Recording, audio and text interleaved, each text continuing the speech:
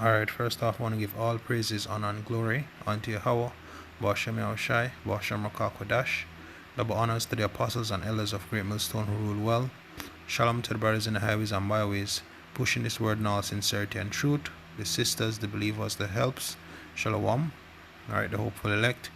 This is your brother Irwam from the James Jamaica camp. Come with another quick lesson. And this lesson is from the book of Joshua.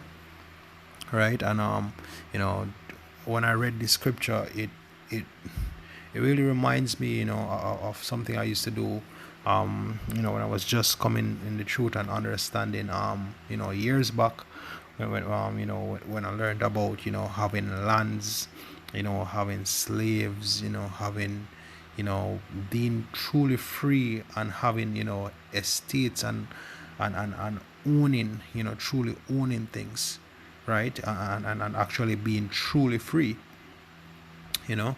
And when I read this, it reminded me of me usually thinking about being in the land, like actually seeing myself in the land, and imagine what it would be like a full day, or can even to the point of even smelling what it would smell like, you know, to comfort myself when I was whenever I'm going through things. And this precept actually reminded me of something that even Yahushua said. All right, so hopefully this is exhorting, to you, Akim, and Akawat, the hopeful elect, and we will get that kingdom which is to come, and it is right at hand. So no further ado, let me just get in the scriptures. This is Joshua 21 and verse 43. It says, "And Yahweh gave unto Israel all the land which he sware to give unto their fathers, and they possessed it and dwelt therein." All right, and we have been promised, to that land, right? We were promised that if we repent, to Yahweh through His only begotten Son Yahweh Shai, right, and give up our bodies as a living sacrifice, and strive unto righteousness, right, then we will actually be given, one of the things that we would be given is the land, be returned to our land, and have Yahweh Hashem Yahushai ruling over us, as they should, right? So verse 44 says, "And Yahweh gave them rest round about according to all that he sware unto their fathers, and there stood not a man of all their enemies before them. Yahweh delivered all their enemies into their hand." All right, so we were at rest. And that is what, this time around, with all these prophecies being fulfilled, that is what we're actually looking forward to. That rest of actually dwelling in our land, having our power and our king actually ruling over us and taking our rightful place, in this earth or in this universe, right? It says, "There failed not aught of any good thing which Yahweh had spoken unto the house of Israel, all came to pass." So just as though Yahweh told Abraham, what made that promise unto Abraham, and the promise passed down unto Isaac and unto Jacob and unto the 12 tribes. We're reading here where all that was promised was fulfilled. So if all that was promised was fulfilled back then, how much more all which was promised, or which was foretold of the prophets, will be fulfilled now, right? It says that we will be in rest and actually be nobody will be able to stand against us. All right, so that reminds me of a precept, wasn't in my lineup, but let me just get it. Right, this is Luke chapter 1, and I'll start at verse 68. Right, it says, "Blessed be Yahweh, God of Israel, for he had visited and redeemed his people, and he had raised up an horn of salvation for us in the house of his servant David," which is Yahushai. And Yahushai is the one that's going to actually, give us the inheritance. He's the one that will be giving out the portions and the lots. As it says in Second Ezra, he's the one that actually will be putting crowns on the head of those who stood stiffly for the name of Yahweh Hashem Yahushai, right? "As he spake by the mouth of his holy prophets, which have been since the world began, that we should be saved from our enemies, and from the hand of all that hate us, right? And this, this was done back then, and this will be, all was fulfilled back then, all will be fulfilled today, or will be fulfilled now, to perform the mercies promised to our fathers, and to remember his holy covenant, the oath which he swore to our father Abraham, that he would grant unto us, that we, being delivered out of the hand of our enemies, might serve him without fear, right, in holiness and righteousness before him all the days of our life. Right, and that's what we're actually looking for. That was what was given unto the children of Israel back then, for a short season. Right, all these things were was actually given unto our people. Right, this is the rest that was promised back then, and this is the rest that is actually promised now. And once again, as it was fulfilled back then, all was fulfilled back then, all will be fulfilled today. Right, enter into his rest.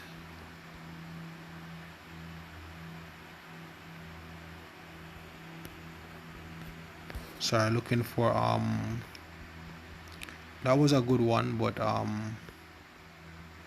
looking for a different one.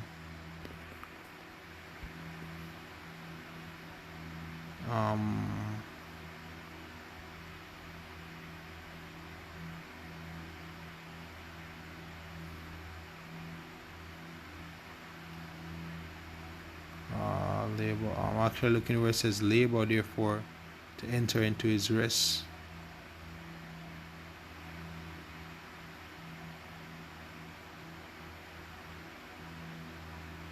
Right. This is Hebrews chapter 4, verse 11. It says, let us labor, therefore, to enter into that rest, lest any man fall after the same example of unbelief. Right. Says we, just as back then, the unbelievers, right, did not enter into the rest, did not get to see the land, did not get to partake of of that rest, right?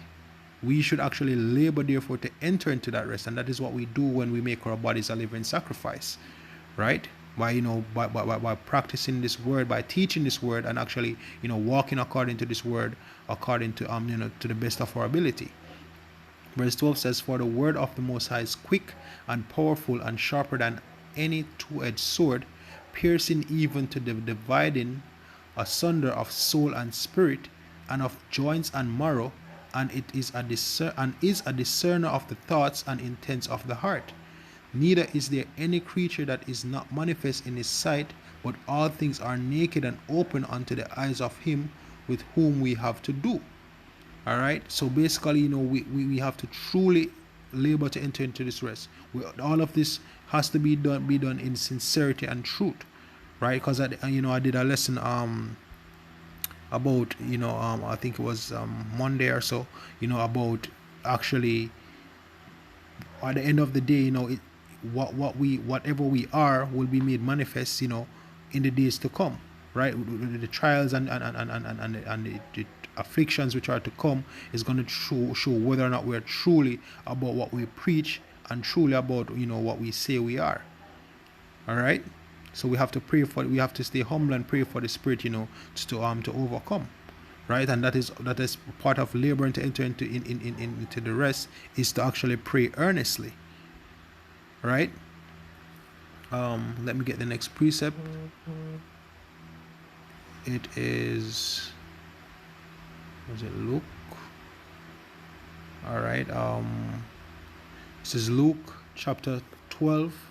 Verse 32, it says, fear not, little flock, for it is your Father's good pleasure to give you the kingdom. All right. So once again, it shows that just as how he gave them back then, he's willing to give us now, right?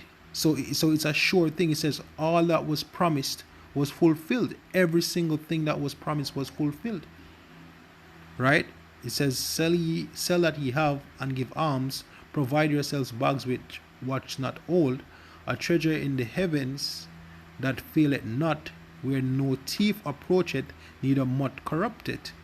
Right? For where your treasure is, there will your heart be also. So Yahushua is saying that, look, that is what you want to set your affection upon, the things that are promised. Because our Father which is in heaven, Yahweh, is actually willing, it is his pleasure, as it says up here, what it is your Father's good pleasure to give you the kingdom.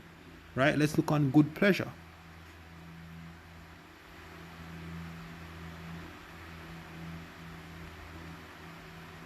Right? Seem it good to one is one's good pleasure, to think good, to choose, to determine, to do willingly, to be ready to, right? To be well pleased with, take pleasure in, to be favorably inclined towards one. All right? So the Most High Yahweh, through his Son Yahushai, is ready and willing to give us the kingdom. Right? And once again, but then it was all fulfilled. So here it will be fulfilled again. Therefore, that is where we should set our mind upon. That is why we should push through these afflictions through the spirit and power of Yahweh Hashem Yahushai. That is why we need to make our bodies a living sacrifice. That is why we have to give up everything on this side, because what is on the next side is so much greater than we can ever imagine. Right? Verse 35 says, let your loins be girded about and your lights burning. So what does that mean? It means that you should be strapped and standing for the truth, right?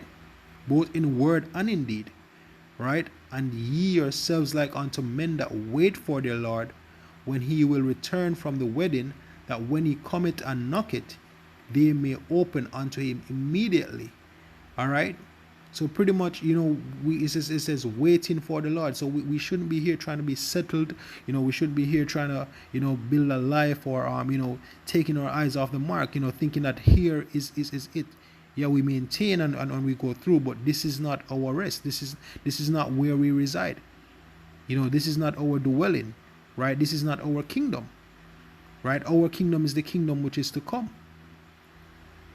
Right? And it is a real kingdom. It is something that we will get. Can you imagine as how it felt back then, to finally conquer these nations, and then to be the ones on top and having all that all that land and the luxury, and being one with your power, and just being one with Yahweh Hashem Yahushai, in all safety, completely free, right? Not oppressed. I'm trying to put it in words, but it's really hard. Just think about it. Right? The last part says, and ye yourselves like unto men that wait for their Lord, when he will return from the wedding, that when he cometh and knocketh, they may open unto him immediately. Blessed are those servants whom the Lord, when he cometh, shall find watching. Verily, verily, I say unto you that he shall gird himself and make them to sit down to meat, and will comfort and serve them. Right? So Yahushai is, once Yahushai comes back and see you on your stead, see you on your watch, see you alert. Right? Seeing you, seeing us do what he had bidden us to do, then we will get all that we should, that he sees fit. Right? We will get our reward. Right? And if he shall come in the second watch, or come in the third watch, and find them so, blessed are those servants. Right? It says, and this know, that if the good man of the house had known what hour the thief would come, he would have watched and not have suffered his house to be broken through. And exactly, so here's the thing, we don't know when this will be delivered unto us, therefore we should always, be on the lookout for it, because it has been promised and it is sure to come. Therefore we should be alert, we should be looking out for it. Right? It says, be therefore ready also, for the Son of Man cometh at an hour when ye think not. Right? And then it goes down into a parable, which I'm definitely going to read. It says, then Peter said unto him, Lord, speakest thou this parable unto us, or even to all? And the Lord said, who then is that faithful and wise steward, with whom his Lord shall make ruler over his household, to give them their portion of meat in due season? All right. So just as though Joshua back then, parted the land and gave the tribes their portions and their inheritance, and they were actually this making a comparison here onto stewards, right? It says, "Blessed is that servant whom his Lord, when he cometh, shall find so doing," as it says in Corinthians, we're the stewards of the mysteries of the Most High. So we are responsible for actually teaching these words, right? But it's not in vain. There is a reward to come, right? It says, "Of a truth I say unto you that he will make him ruler over all that he hath. But if that servant say in his heart, My Lord delayeth his coming, and shall begin to beat the men servant and maidens, and to eat and drink, and to be drunken, the Lord of that servant will come in a day when he looketh not for him, and at an hour when he is not aware, and will cut him in sunder, and will appoint him his portions with the unbelievers." All right. So notice in verse 44, it says, "Of a truth I say unto you that he will make him ruler over all that he hath." So if the Lord comes and find you, managing his affairs as he has made us stewards to manage the household of faith, or just managing, doing his business, which is this truth. If he comes and find you occupied in this truth, then yes, he will make you a ruler. But if he comes and he finds us, slacking, getting comfortable, not waiting and watching unto his coming, then basically there's nothing for us to get, right? It says, "And that servant which knew his Lord will, and prepared not himself, neither did according to his will, shall be beaten with many stripes. But he that knew it not, and did commit things worthy of stripes, shall be beaten with few stripes. For unto whomsoever much is given, of him shall much be required, and of whom men have committed much, of him they will ask the more." Right? So that's the thing. We have been given much, but once we've been blessed with the understanding, through the mercy and power of Yahweh Shem Yahushai to understand these scriptures, then that's a lot that's given unto you for you to teach, or for us to teach, right? And to also walk in accordance with what is being taught, with the full doctrine, right? So, and seeing that we are also promised a kingdom, much is required of us, right? So much will be given unto us, therefore much is required unto us. And seeing as how, the Most High has committed a lot unto us, which is, to deal with this truth, or basically to manage his affairs, this business, he knows that of us will ask a lot of things. As it says, of him they will ask the more. So if you really want the most, or if you're truly asking for the kingdom from Yahweh Shem Yahushai, then we should actually be putting in that work. We should be watchful. We should be looking and doing what is required of us, so that whatever we have asked, we may receive. Right? And that's the thing. When the Lord comes, he's going to see that, look, see that you say that you want the kingdom, right? And you truly want it. What is it that I find you doing when I return? All right. So definitely something to consider. It actually reminds me of this scripture, right? And I'll close out with this. This is 2 Ezra chapter 2, verse 42. It says, "I, Ezra, saw upon Mount Zion a great people whom I could not number, and they all praised the Lord with songs. And in the midst of them was a young man of high stature, taller than all the rest, and upon every one of their heads he set crowns, and was more exalted, which I marveled at greatly."